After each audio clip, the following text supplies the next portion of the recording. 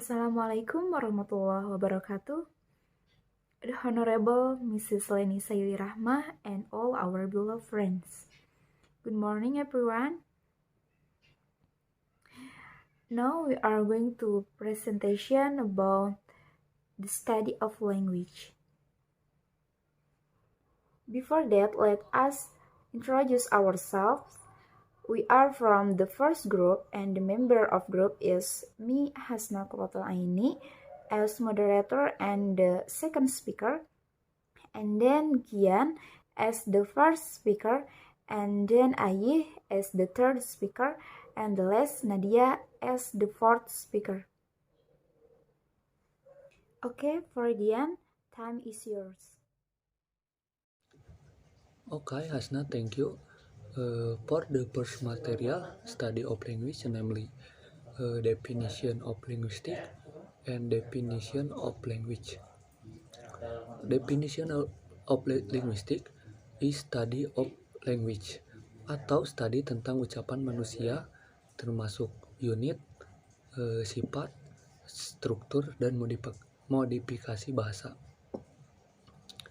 Definition of language is for communication, how to say something, atau bahasa yang untuk berkomunikasi dengan orang lain.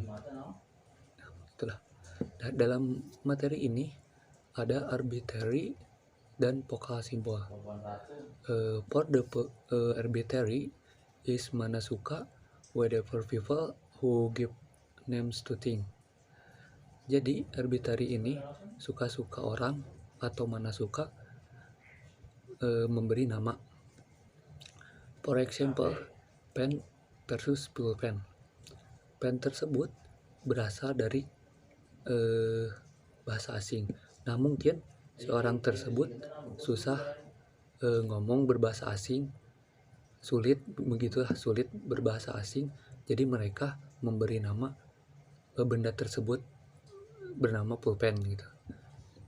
Nah, yang kedua yaitu vokal simbol. Vokal symbol is an object that produces sound and gives birth to language. Everyone agreed. Jadi vokal symbol itu benda yang menghasilkan suara. Contohnya seperti ini, pen atau pulpen. Ketika dijatuhkan akan menghasilkan suara. Contohnya seperti ini. Nah, ketika pulpen tersebut dijatuhkan dan yang terjadi akan menghasilkan suara seperti itu. The next case is about design features of language. In the design features, any two aspect is the first duality and the second creativity. In the duality is sounds and meanings. For example, sounds is pen and meanings is for writing. Jadi, di dalam pembahasan design features bahasa ini itu ada dua aspek. Yang pertama ada duality dan creativity. Nah, di dalam duality ini ada sounds and meaning. Sounds itu kata yang keluar dari benda itu sendiri, sedangkan meanings itu kegunaannya. For example, contohnya seperti pulpen. Nah, kata pulpen ini itu adalah sounds yang keluar dari suara kita. Nah, sedangkan meanings dari pulpen itu sendiri, arti atau makna atau kegunaan dari pulpen itu sendiri itu for writing, untuk menulis. And also, sounds have not rules. Jadi, suara itu tidak mempunyai aturan tertentu. And the second is creativity. Jadi, di sini yang kedua itu ada kreativitas, di mana kegunaannya untuk send message unique to human language, construction, and interpretation. Jadi, di mana di sini itu design features yang kedua untuk mengirim pesan yang memiliki cara yang unik dalam bahasa manusia. Seperti itu. Okay, and now I will to explain about the functional of language.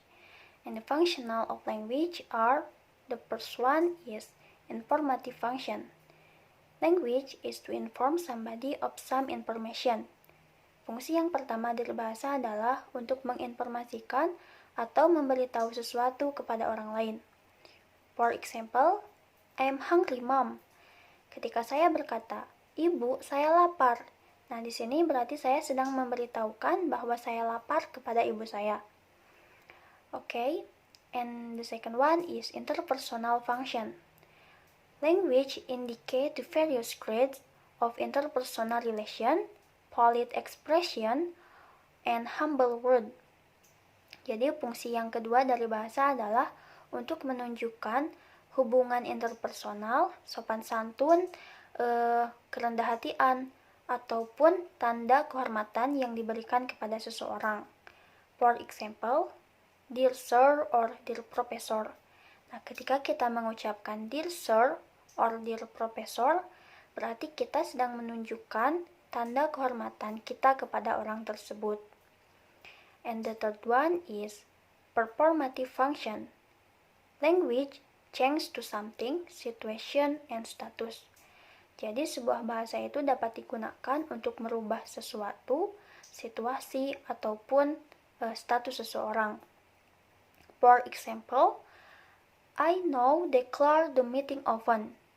Jadi ketika saya mengungkapkan atau menyatakan sebuah pertemuan itu dimulai atau sebuah meeting itu dimulai, berarti ada perubahan dari yang awalnya belum dimulai menjadi dimulai.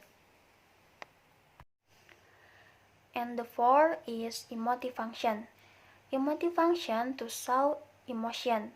Jadi fungsi yang keempat adalah untuk menunjukkan suatu emosi, baik itu emosi bahagia maupun emosi sedih. For example, misalkan ketika kita diberi hadiah, kita akan mengucapkan "Yeay" atau "asik". Nah, kata-kata itulah yang digunakan untuk menunjukkan emosi yang kita rasakan, yaitu emosi bahagia. Okay, and the fifth is fatigue communion. It refers to the social interaction of language. Jadi fungsi yang kelima dari bahasa ini adalah bahasa digunakan untuk interaksi sosial, atau lebih tepatnya basa-basi ketika kita bertemu dengan seseorang. For example, ketika kita bertemu dengan teman misalkan, kita mengucapkan halo, ataupun good morning, ataupun kita menanyakan kabar dengan berkata, how are you today? Nah, seperti itu. The sixth is recreational function. People use language for the sheer of joy of using it. Jadi, fungsi bahasa yang keenam yaitu bahasa bisa digunakan untuk mengungkapkan sesuatu yang membuat kita bahagia atau yang kita senangi. For example, baby babbling atau ocehan-ocehan bayi, dan poetry writing atau penulisan puisi. And the last is metalingual function. People use language to talk about language itself. Jadi, kita menggunakan sebuah bahasa untuk menceritakan atau untuk mendeskripsikan karakteristik atau hal-hal khusus yang ada dalam bahasa itu sendiri. Okay, that's enough for me. Move to the next speaker. Okay, here I will explain about the main branches of linguistics. The main branches of linguistics divided into two parts. The first one is microlinguistic and the second one is macrolinguistic.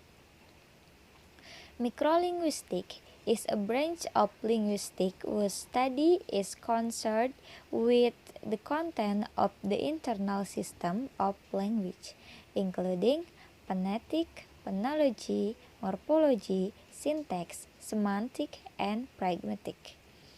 The first is phonetic. Phonetic is a study of the human speech sound. The second is phonology. Phonology is a study of the sound. The third is morphology. Morphology is a study of the word. The fourth is syntax. Syntax is a study of the sentence structure. The fifth is semantic, and the last is pragmatic. Semantic and pragmatic is a study of the meaning. Macrolinguistics is a branch of linguistics that studies of language in relation to factors outside of language, including psycholinguistics, sociolinguistics, neurolinguistics, discourse analysis, and computational linguistics. The first is psycholinguistics, is a study of language and mind. The second is sociolinguistics, is a study the relation between language and society. The third is neurolinguistics, is a study of language processing and language representation in the brain. The fourth is discourse analysis, is a study of the relationship between language and the context in which language is used. And the last is computational linguistics, is an approach to linguistics which employs mathematical techniques, often with the help of the computer. Maybe it's enough for me. Thank you, and back to moderator. Okay, thank you for your explain, Gian, Aye, and Nadia. Maybe I think enough for our presentation today. Thank you for your attention, and sorry if so many mistakes for presentation today. And the rest, I say you, wassalamualaikum warahmatullahi wabarakatuh.